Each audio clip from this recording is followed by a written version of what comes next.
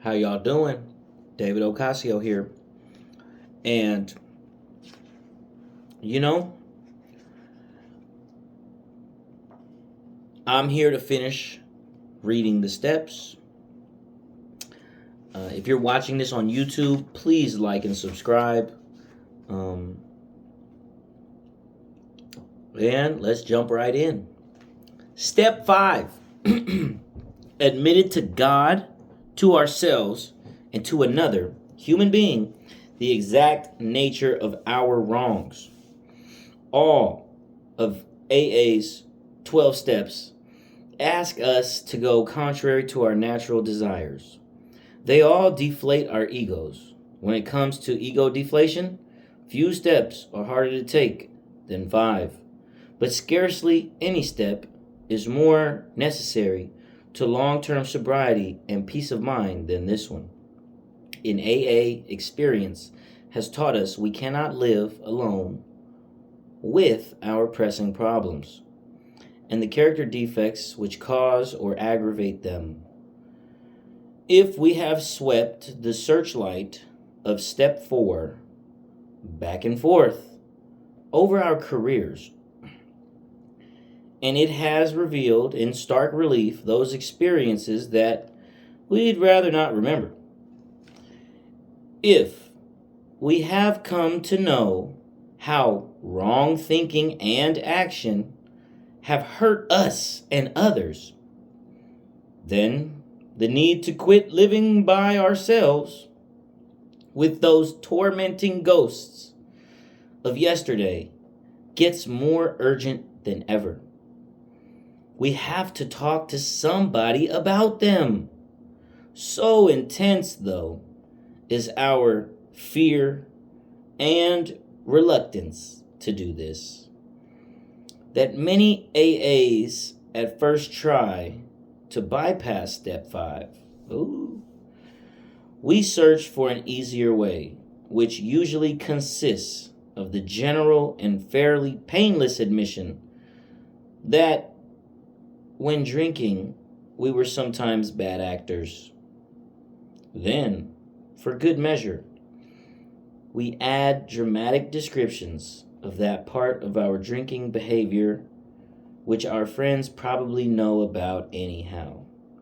But of the things which really bother us and burn us, say nothing. Certain distressing or humiliating memories will tell ourselves, we tell ourselves, ought not be shared with anyone. These will remain our secret. Not a soul must ever know. We hope they'll go to the grave with us. Yet, if AA's experience means anything at all, this is not only unwise, but is actually a perilous resolve. I'm going to stop right there just in case any of the listeners don't know what the word perilous means. We're gonna take a break and go PERILOUS. So, involving or full of grave risk or peril, hazardous, dangerous, a perilous voyage across the Atlantic in a small boat. Ooh, you can't cross the Atlantic in a small boat. You're asking to die. So, if AA's experience means anything at all, it is not only unwise, but it is actually a perilous resolve. To take your secrets to the grave with you is a perilous resolve. It is relatively suicidal. Basically, you need therapy, and if you have the disease of addiction or alcoholism, this is your therapy. All right. Continuing. Few muddled attitudes have caused us more trouble than holding back on step 5. Some people are unable to stay sober at all. Others will relapse periodically until they really clean house. Even AA old timers, sober for years, often pay dearly for skipping this step. They will tell how they tried to carry the load alone, how much they suffered of irritability, anxiety, remorse, and depression, and how, unconsciously seeking relief, they would sometimes accuse even their best friends of the very character defects they themselves were trying to conceal. They always discovered that relief never came by confessing the sins of other people. Everybody had to confess his own or her own. This practice of admitting one's defects to another person is, of course, very ancient. It has been validated in every century, and it characterizes the lives of all spiritually centered and truly religious people. But today, religion is by no means the sole advocate of this saving principle. Psychiatrists and psychologists point out the deep need every human being has for practical insight and knowledge of his own personality flaws and for a discussion of them with an understanding and trustworthy person. So far as alcoholics are concerned, AA would go even further. Most of us would declare that without a fearless admission of our defects to another human being, we could not stay sober. It seems plain that the grace of God will not enter to expel our destructive obsessions until we are willing to try this. Period. This, in short, what is the this? It is confession. That is the thoughts of the Sober Gang podcast. Continuing. What are we likely to receive from step 5? For one thing, we shall get rid of that terrible sense of isolation we've always had, almost without exception. Alcoholics are tortured by loneliness. Even before our drinking got bad and people began to cut us off, nearly all of us suffered the feeling that we didn't quite belong. Either we were shy and dared not draw near others, or we were apt to be noisy goodfellows, craving attention and companionship, but never getting it. At least to our way of thinking. There was always that mysterious barrier that we could neither surmount nor understand. It was as if we were actors on a stage, suddenly realizing that we did not know a single line of our parts. That's one of the reasons we loved alcohol too. That's one of the reasons we loved alcohol too well. It did let us act extemporaneously.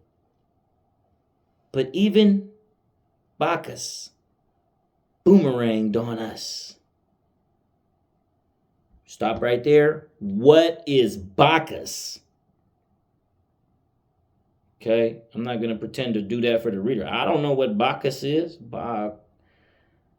Bacchus with an H after the C's. Bacchus in Greek mythology was the god of wine and vegetation. Ooh. Even Bacchus boomeranged on us. Ooh, as alcoholics were basically worshiping Bacchus. Oh, that's a bad realization. All right, let's keep it going.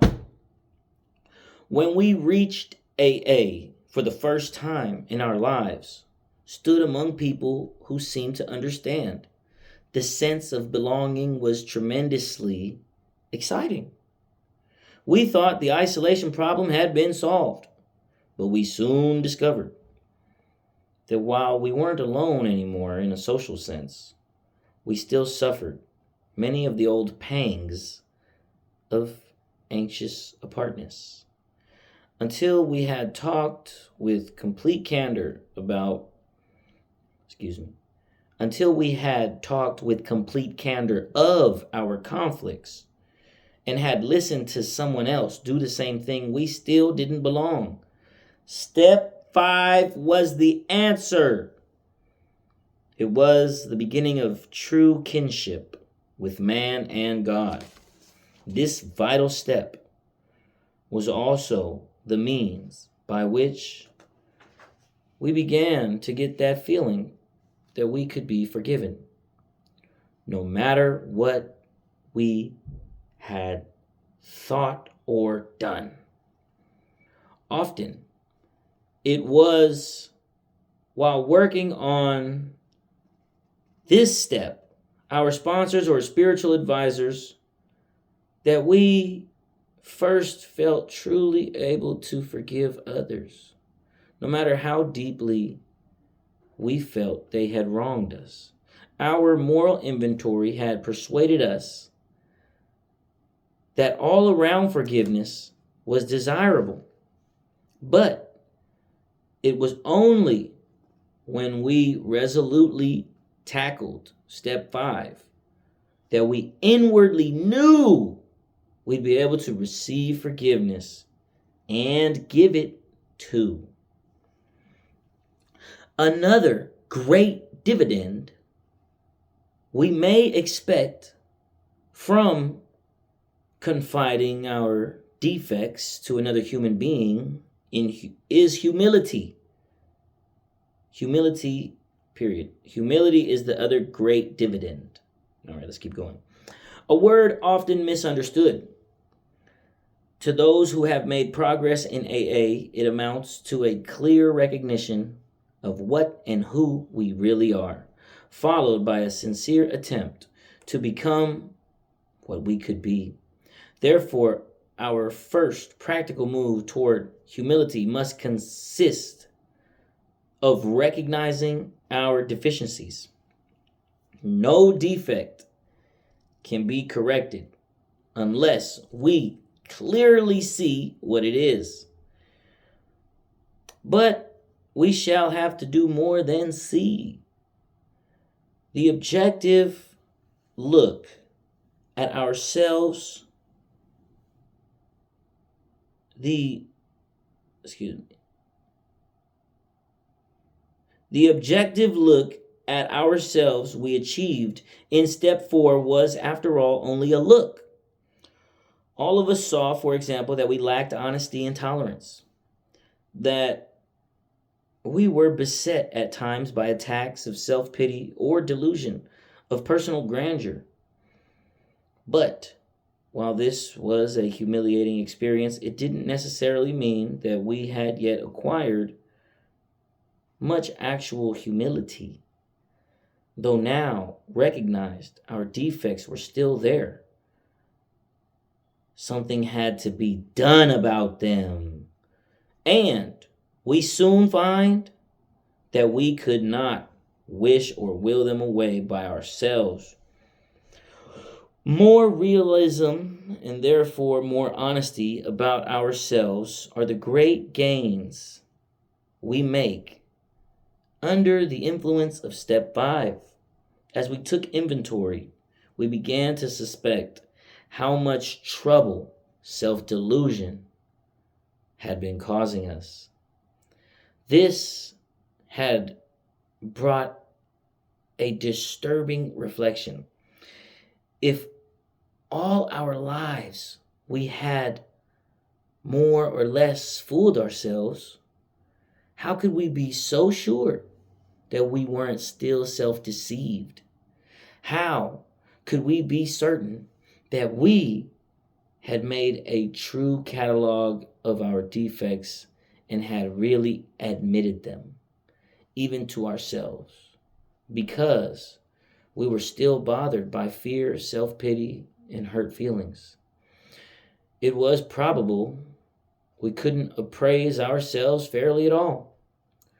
Too much guilt or remorse might cause us to dramatize and exaggerate our shortcomings, or anger and hurt pride might be the smokescreen under which we were hiding some of our defects while we blamed others for them. Possibly, too, we were still handicapped by many liabilities, great and small, we never knew we had. Hence, it was most evident that a solitary self-appraisal and the admission of our defects based upon that alone wouldn't be nearly enough. We'd have to have outside help if we were surely to know and admit the truth about ourselves. The help of God and another human being only by discussing ourselves, holding back nothing, only by being willing to take advice and accept direction could we set foot on the road to straight thinking, solid honesty, and genuine humility. Yet many of us still hung back. We said, why can't God as we understand him tell us where we are astray? Period. So this is saying, well, I got a relationship with God and we're going to figure it out. I don't need to confess. Why can't God, as we understand him, tell us where we are astray? If the Creator gave us our lives in the first place, then he must know in every detail where we have since gone wrong. Why don't we make our admissions to him directly? Why do we need to bring anyone else into this? At this stage, the difficulties of trying to deal rightly with God by ourselves are twofold. Though we may at first be startled to realize that God knows all about us, we are apt to get used to that quite quickly. Somehow, being alone with God doesn't seem as embarrassing as facing up to another person, until we actually sit down and talk aloud about what we have so long hidden. Our willingness to clean house is largely theoretical. When we are honest with another person, it confirms that we have been honest with ourselves and with God. The second difficulty is this: what comes to us alone may be garbled by our own rationalization and wishful thinking. The benefit of talking to another person is that we can get his direct comment and counsel on our situation, and there can be no doubt in our minds what that advice is. Going it alone in spiritual matters is dangerous. How many times have we heard well-intentioned people